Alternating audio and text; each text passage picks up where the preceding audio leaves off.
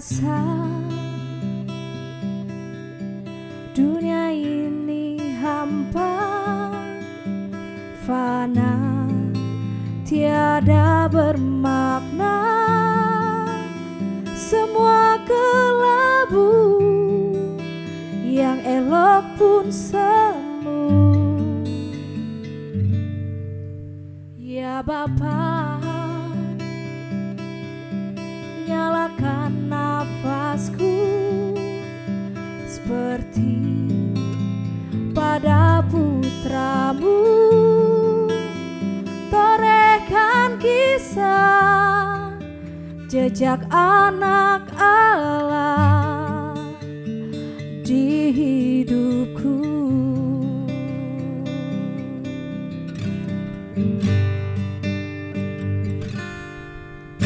Terasa dunia ini hampa, fana, tiada bermakna. Semua kelabu, yang elok pun semu. Ya Bapa,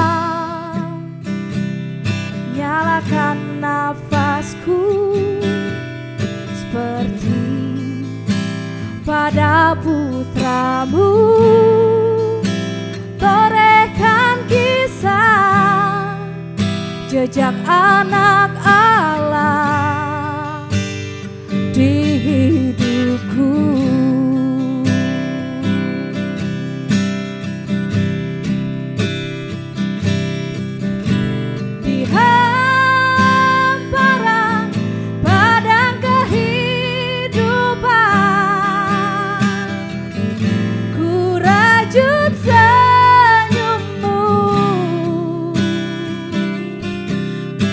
Perjalanan ini walau dalam bara,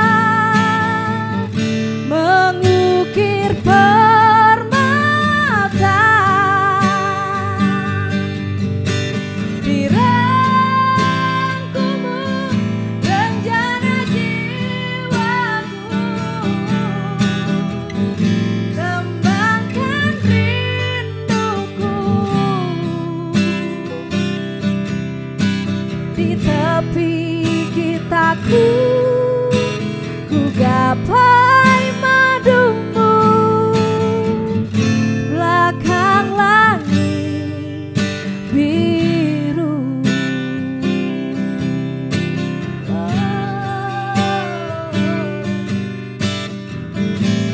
selalu bersamamu.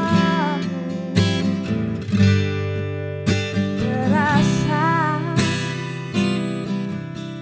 dunia ini hampa, fana, tiada bermakna. Semua kelabu, yang elok pun semu. Ya Bapa, nyalakan nafasku seperti pada putramu. Torehkan kisah jejak anak Allah di hidupku.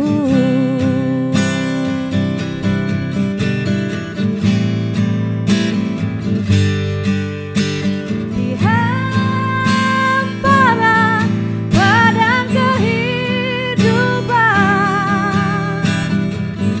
ku rajut senyummu. Perjalanan ini walau dalam bara, mengukir permata di rangkumu rencana jiwaku. Tembangkan rinduku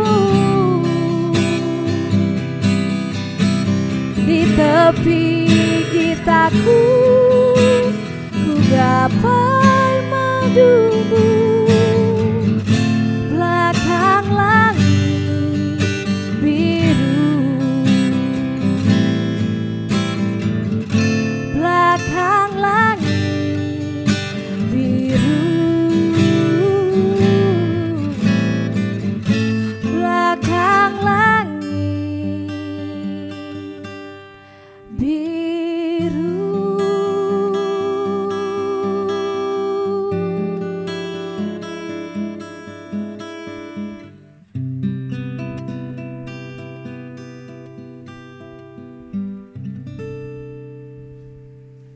Shalom, saudara yang terkasih dalam Tuhan Yesus.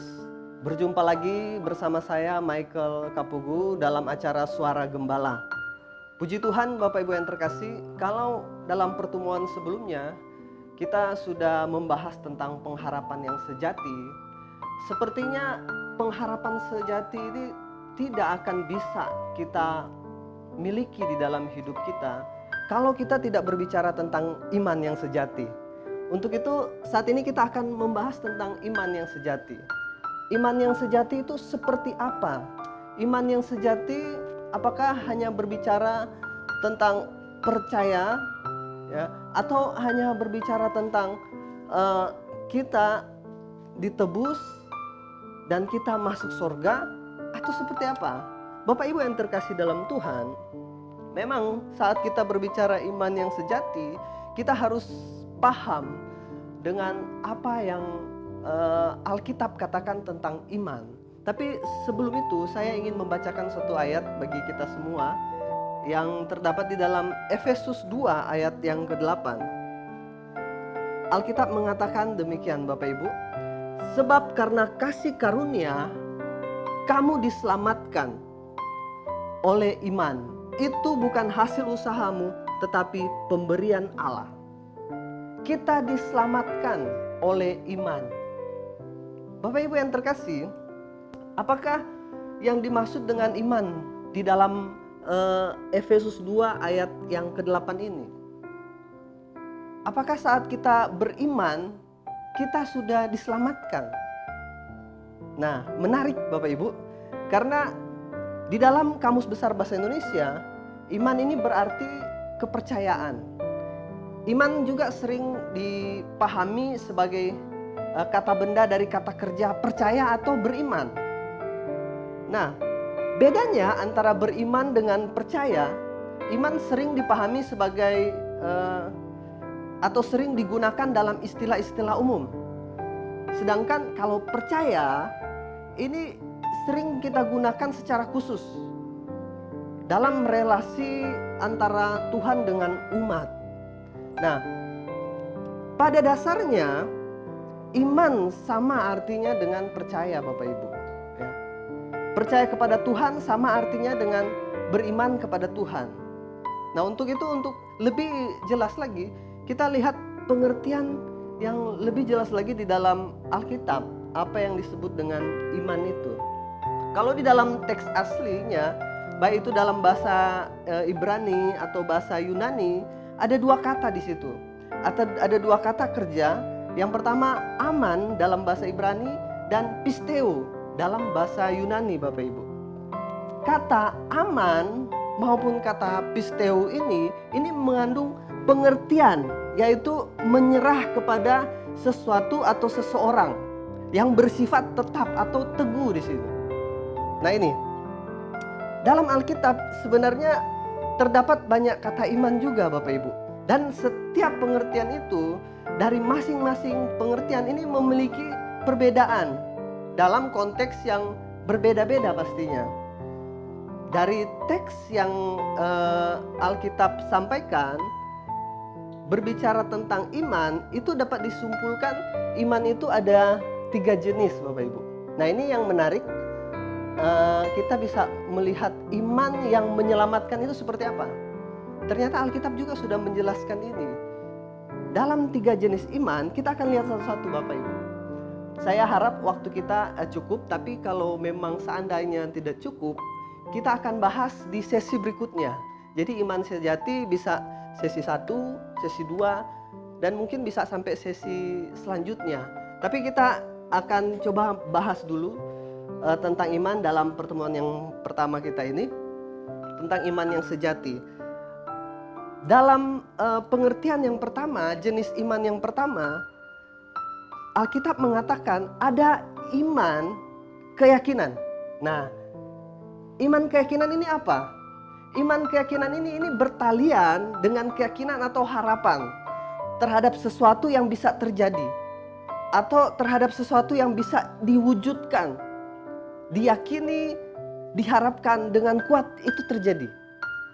Nah, di dalam Alkitab banyak iman seperti ini yang Tuhan Yesus ajarkan. Banyak di dalam Alkitab yang Tuhan Yesus ajarkan tentang iman seperti ini dalam beberapa pengajaran Tuhan Yesus.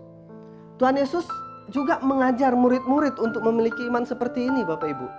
Jadi di dalam Matius 9 ayat 29, salah satu contoh, firman Tuhan katakan demikian, Bapak Ibu. Lalu Yesus menjamah mata mereka sambil berkata, "Jadilah kepadamu menurut imanmu." Nah, ini berbicara ada seorang buta yang meminta matanya dicelikan. Matanya dicelikan. Dan akhirnya dengan iman orang ini, kekuatan iman ini, matanya dicelikan, Bapak Ibu. Dia bisa melihat.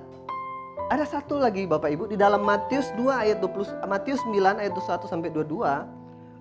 Di situ berbicara seorang wanita yang sakit pendarahan selama 12 tahun. 12 tahun dia mengalami pendarahan. Nah, yang terjadi dengan imannya, ia hanya menjamah jubah Tuhan Yesus, dia disembuhkan. Maka seketika itu juga Alkitab katakan dia disembuhkan. Nah, satu lagi Bapak Ibu, kita lihat di sini.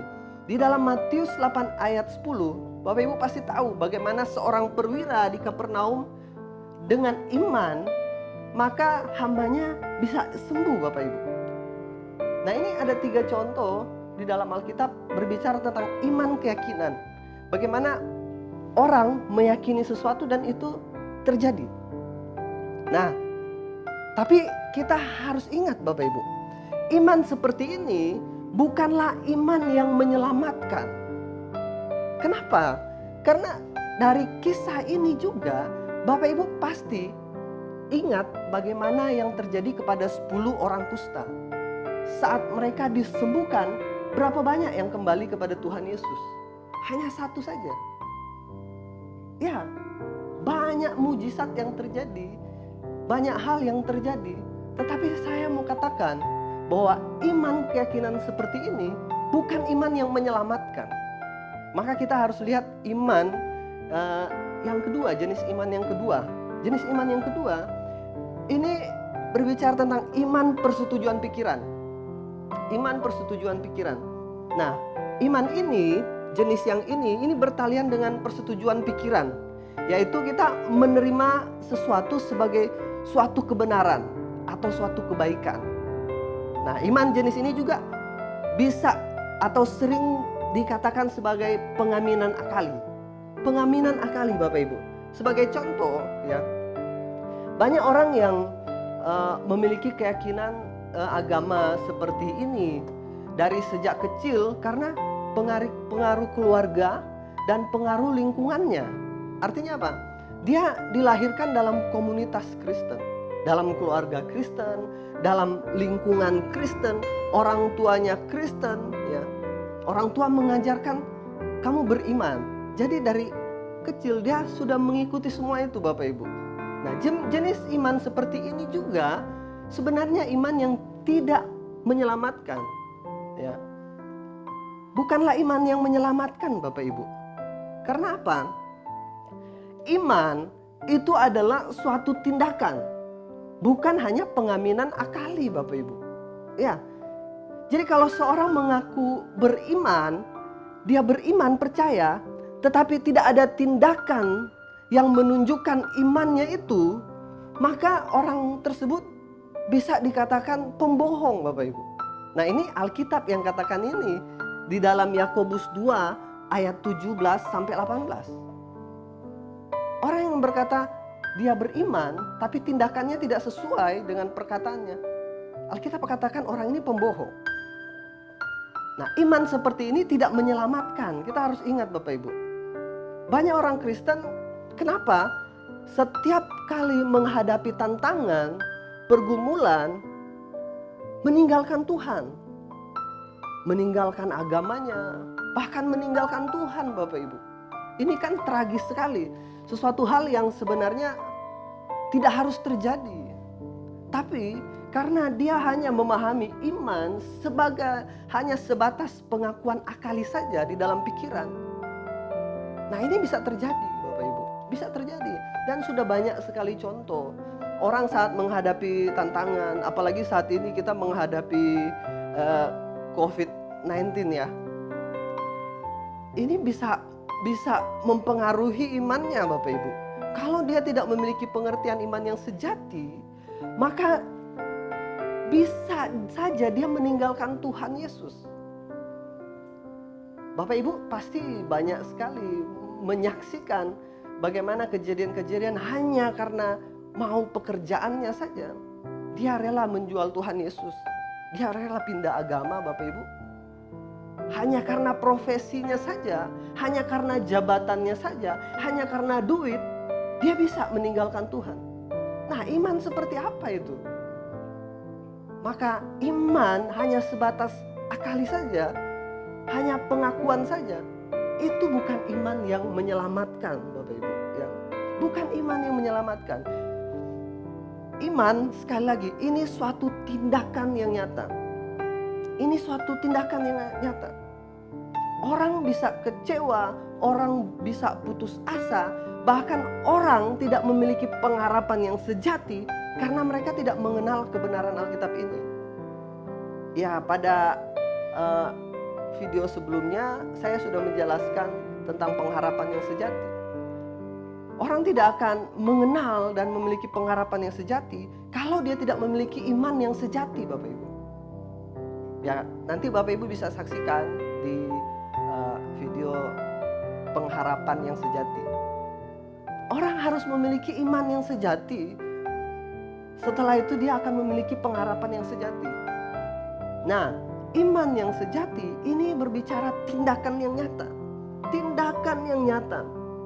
Maka ya, mereka yang merasa memiliki iman tetapi tidak mengenal apa dan siapa yang diimaninya, ini masalah besar Bapak Ibu. Artinya apa? Orang-orang seperti ini memiliki iman yang palsu. Iman yang palsu Bapak Ibu. Walaupun kita sudah terlahir Kristen, walaupun sekeliling keluarga kita Kristen, tetapi saat kita hanya memiliki iman akali saja, hanya sebatas di akal saja, bahkan pengucapan saja, tapi tindakan konkretnya nggak ada, ini berarti iman yang palsu Bapak Ibu. Maka Bapak Ibu lihat segala tindakan, tingkah lakunya, bahkan perkataannya bisa saja lebih jahat daripada orang yang tidak mengenal Tuhan. Nah, hal-hal ini saya berharap kita bisa paham, kita bisa mengerti, sampai kita bisa memiliki iman yang benar Bapak Ibu. Nah, ini baru hal yang kedua Bapak Ibu ya. Iman pengakuan akali, iman persetujuan pikiran Bapak Ibu. Persetujuan pikiran memang merupakan langkah awal. Artinya langkah awal untuk orang memiliki iman yang sejati. Langkah awal untuk orang belajar mengenal Tuhan yang benar Bapak Ibu. Tetapi kalau tidak ada tindakan nyata untuk belajar firman Kristus, maka tidak pernah ada iman yang benar dalam kehidupan seseorang. Nah, ini harus diingat baik Bapak Ibu. Karena hari-hari ini banyak orang Kristen sudah merasa cukup saja, merasa puas, bahkan merasa puas saat memiliki iman seperti ini. Persetujuan pikiran. Artinya apa? Tidak ada usaha untuk bertumbuh, tidak ada usaha untuk belajar Bapak Ibu.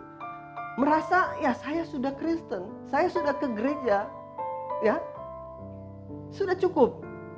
Padahal mengerti ya dalam lewat pikiran saja itu belum cukup Bapak Ibu ya. Hanya persetujuan lewat pikiran saja itu belum cukup. harus ada tindakan yang nyata di situ Bapak Ibu. Nah, kita akan lihat jenis iman yang ketiga di sini, iman keselamatan. Iman keselamatan. Iman jenis ini iman yang bertalian dengan keselamatan. Artinya apa? Iman ini lebih berkualitas dibandingkan iman yang jenis pertama dan yang kedua tadi Bapak Ibu. Iman yang didasarkan pada keyakinan dan pengaminan akali atau persetujuan pikiran. Ya. Iman yang seperti ini, inilah yang disebut dengan iman yang menyelamatkan Bapak Ibu. Kenapa? Karena iman seperti ini merupakan tindakan konkret atau ada tindakan nyata di situ. Iman keselamatan itu berbicara tindakan nyata. Nah, dalam memahami kata iman dengan tepat menurut Alkitab, bukan saja aspek kepercayaan secara pikiran atau persetujuan secara pikiran, atau dalam hal ini keyakinan atau pengaminan akali, tetapi ada aspek hubungan antara kita sebagai umat dan pribadi Allah. Nah, ini Bapak Ibu yang harus kita perhatikan. Artinya umat di sini ini berbicara sebagai subjek orang yang percaya, sedangkan Allah itu sebagai objek kepercayaan kita, kepercayaannya. Nah, inilah yang akhirnya bisa memberi pengertian iman secara lengkap Bapak Ibu. Iman secara lengkap. Nah, Bapak Ibu, banyak orang merasa sudah beriman hanya karena percaya bahwa Tuhan itu ada. Ya kan? Tuhan itu ada, percaya. Percaya Tuhan ada, percaya Yesus menyelamatkan. Percaya kamu diselamatkan. Nah, ini kita harus lihat baik-baik Bapak Ibu. Kepercayaan seperti ini bukanlah iman yang sejati Bapak Ibu. Sebab kalau hanya kepercayaan yang berangkat dari persetujuan pikiran atau persetujuan akali saja bahwa Allah itu ada, bahwa Tuhan Yesus itu menyelamatkan, maka setan pun percaya dan gemetar. Bapak Ibu bisa lihat di dalam Yakobus 2 ayat 19. Setan percaya bahwa Allah itu ada. Bahkan setan ketakutan Bapak Ibu. Namun apa di situ? Namun dia tidak memiliki hubungan yang harmonis dengan Tuhan, benar. Bahkan setan memposisikan diri sebagai musuh. Nah, ini apa bedanya orang percaya dengan setan? Ya kan? Nah, iman yang menyelamatkan harus kita lihat secara jelas Bapak Ibu. Ada tindakan konkret di situ. Berbicara tentang hubungan yang harmoni, tentang manusia dengan pencipta. Hubungan yang baik dengan manusia, manusia dengan pencipta. Hubungan yang terjalin indah antara manusia dengan pencipta, dengan Tuhan. Ya. Beriman atau percaya kepada Tuhan juga bukan hanya mengakui statusnya bahwa dia adalah pencipta alam semesta, atau Allah yang layak kita puji, Allah yang layak kita sembah, Allah yang dan lain sebagainya. Tetapi berbicara tentang iman di sini, percaya kepada Tuhan, ini juga berbicara penyerahan kepada kehendak-Nya. Ini penting Bapak Ibu.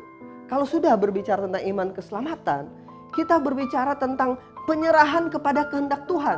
Penyerahan. Penyerahan ini harus terlihat dalam tindakan nyata kita. Penyerahan ini harus terlihat konkret dalam segala laku kita. Baik perkataan kita, baik tingkah laku kita, itu harus kelihatan nyata Bapak Ibu. Nah, penyerahan kehendaknya ini akan terlihat nyata bagi orang-orang yang memiliki iman yang ketiga ini, iman keselamatan. Inilah pilar utama iman sejati. Ingat, ini pilar utama iman sejati. Penyerahan kepada kehendak Allah. Jadi, apakah iman itu? Nah, di akhir-akhir firman saat ini, saya bertanya kepada Bapak Ibu, apakah iman yang sejati itu? Bapak Ibu seharusnya bisa menjawab dalam kehidupan pribadi lepas pribadi. Ya. Ternyata iman yang sejati pada hakikatnya itu adalah penurutan terhadap kehendak Allah, Bapak Ibu. Penurutan kehendak apa? Kehendak Allah. Bukan hanya berbicara apa yang saya mau terjadi Tuhan. Nah, itu bukan iman yang menyelamatkan. Bukan hanya berbicara saya sudah dari Kristen, dari lahir sudah Kristen nih. Saya dari kecil sudah Kristen. Bukan berbicara itu. Tetapi iman yang sejati, ingat, penundukan terhadap kehendak Allah, Bapak Ibu. Jangan salah lagi. Saat saya percaya kepada Tuhan, berarti kehendak saya terjadi. Tidak.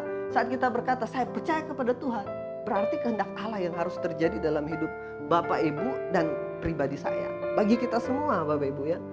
Jadi, saat berbicara iman sejati, ini dimulai dari kesediaan kita, ya. Bukan hanya mengakui lewat mulut kita dia adalah Tuhan, dia Allah, ya. Seperti Nikodemus, Bapak Ibu ya. Bapak Ibu ingat ya cerita Nikodemus di dalam Yohanes 3 ayat 2. Hanya mengaku seperti itu. Tapi apa? Tapi dia harus menanggalkan segala filosofi hidup serta segala keinginannya, keinginan pribadi, keinginan dunia, untuk kemudian dia harus menuruti kehendak Allah. Nah, ini iman yang sejati, Bapak Ibu. Nah, akhirnya orang yang beriman kepada Tuhan Yesus ini diawali dengan tindakan, ya. Diawali dengan tindakan. Tuhan memberikan sesuatu yang dibutuhkan manusia untuk membangun relasi dengan ciptaannya. Apa itu, Bapak Ibu? Apa yang diberikan Tuhan kepada manusia? Korban Tuhan Yesus di atas kayu salib. Nah, ini diawali dengan ini, korban Tuhan Yesus di atas kayu salib. Terus apa lagi, Bapak Ibu? Ada firman yang membukakan pikiran seseorang untuk mengenal kebenaran Tuhan. Ada Roh Kudus yang diutus Tuhan untuk apa? Untuk terus menuntun orang percaya kepada segala kebenaran Tuhan. Dan apa? Ada yang berikut, ada penggarapan Tuhan. Nah, Bapak Ibu, maka saat kita memiliki jenis iman yang ketiga ini, iman keselamatan, ini berarti iman yang sejati. Maka kita akan mengikut Tuhan, kita akan memiliki pengharapan yang sejati yang pernah saya sampaikan. Kita akan melihat Tuhan dalam konteks kehendak Tuhan yang jadi, bukan kehendak kita. Kita akan melihat ikut Tuhan, iman dalam konteks hidup saya harus sesuai dengan apa yang Tuhan mau. Hidup saya harus terjalin indah dengan Tuhan. Artinya, iman yang sejati, kita harus melihat tindakan kita, perilaku kita sudah sesuai tidak dengan apa yang Tuhan mau. Nah, Bapak Ibu, sampai di sini dulu perjumpaan kita, pelajaran tentang iman yang sejati. Saya sangat berharap kita akan mengikuti untuk pertemuan yang berikut tentang iman yang sejati juga. Karena ini belum lengkap, Bapak Ibu. Masih ada banyak hal yang ingin saya sampaikan. Dan saya berharap kita di situasi saat ini dengan segala pergumulan yang ada, dengan kondisi dunia yang ada, kita memiliki iman yang sejati ini. Kita akhirnya memiliki pengharapan yang sejati ini. Kita bisa menjalani hidup bersama Tuhan dengan indah, Bapak Ibu. Dengan indah. Segala masalah, segala pergumulan itu akhirnya bukan masalah lagi, Bapak Ibu. Itu akan kita pandang sebagai karunia Tuhan, anugerah Tuhan. Karena itu akan memproses kita memiliki hubungan yang baik dengan Tuhan. Jangan kita berkata kita percaya Tuhan kalau kelakuan kita masih jahat. Jangan kita berkata kita percaya kepada Tuhan kalau kita masih jahat dengan keluarga kita, kita masih jahat dengan orang di sekeliling kita. Bahkan orang mengenal kita bukan baiknya tapi jahatnya, padahal kita Kristen. Nah, ini kan jadi masalah, Bapak Ibu. Ketemu orang, emosi kita bisa meledak bisa jadi seperti setan, Bapak Ibu. Maaf, karena kita hanya percaya lewat akali saja. Kita hanya Kristen, hanya mau cari mujizat saja. Padahal iman sejati, iman keselamatan itu berbicara hubungan kita yang dipulihkan dengan Allah. Iman yang sejati itu berbicara tentang tindakan nyata kita yang sesuai dengan kehendak Allah. Nah, untuk itu Bapak Ibu, Tuhan berkati kita semua. Saya mengakhiri firman Tuhan saat ini dengan doa. Mari kita berdoa. Bapa di sorga, terima kasih buat anugerah Tuhan yang sudah memberikan kami iman yang sejati, Bapa, lewat pengertian-pengertian yang Tuhan Yesus berikan di dalam Alkitab ini, Tuhan. Kami mau terus belajar, Tuhan. Tantangan apapun yang ada tidak akan menghalangi kami untuk terus belajar kebenaran yang sejati, Tuhan. Untuk itu hamba berdoa setiap yang melihat acara ini, biar Tuhan yang memberkati mereka, Roh Kudus yang menuntun mereka, tolong mereka Tuhan, untuk mereka bisa menghidupi iman ini Bapa, iman yang sejati. Terima kasih Bapa di sorga, di dalam nama Tuhan Yesus kami berdoa. Amin. Puji Tuhan Bapak Ibu, sampai berjumpa lagi di acara selanjutnya. Tuhan Yesus memberkati.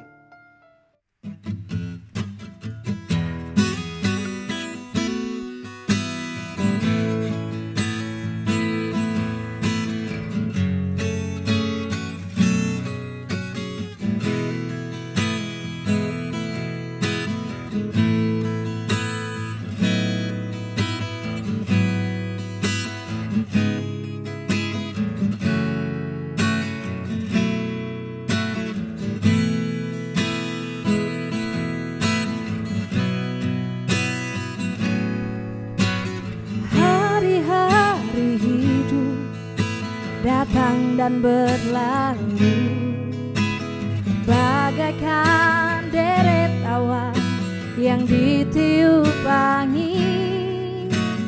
Hatiku bertanya, kau berikan jawabnya. Mengapa aku di sini di kembara dunia?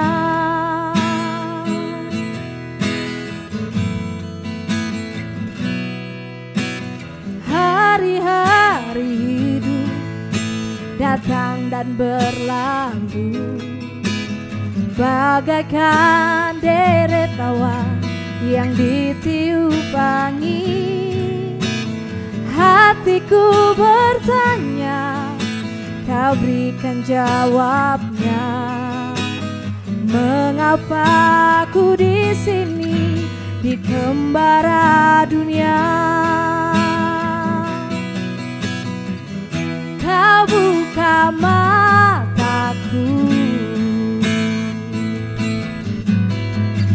hati dan pengertianku. Hidup ini untuk mengabdi bagimu, disingkat hariku. Kaulah tujuanku, indah kerajaanmu. Di ujung jalanku nampak matahari kehidupan yang tak pernah terbenam.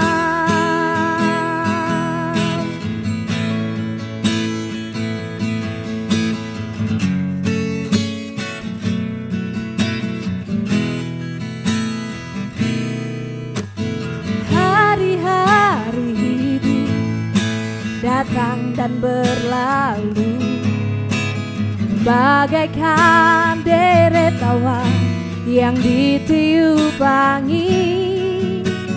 Hatiku bertanya, kau berikan jawabnya. Mengapa aku di sini di kembara dunia? Kau buka mataku, hati dan pengertianku. Hidup ini untuk mengabdi bagimu, disingkat hariku. Kaulah Tuhan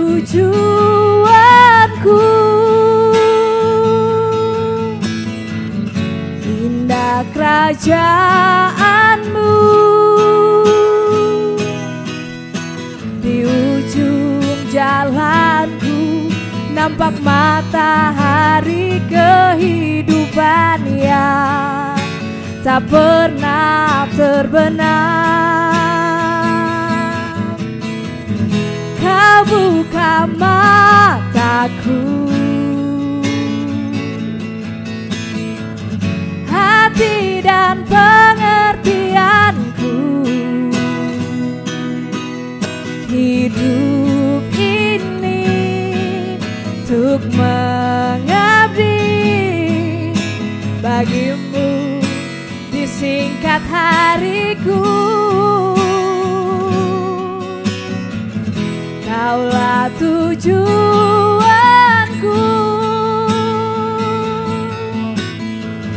indah kerajaanmu. Di ujung jalanku nampak matahari kehidupan yang tak pernah terbenam. Di ujung jalanku nampak matahari kehidupan yang tak pernah terbenam.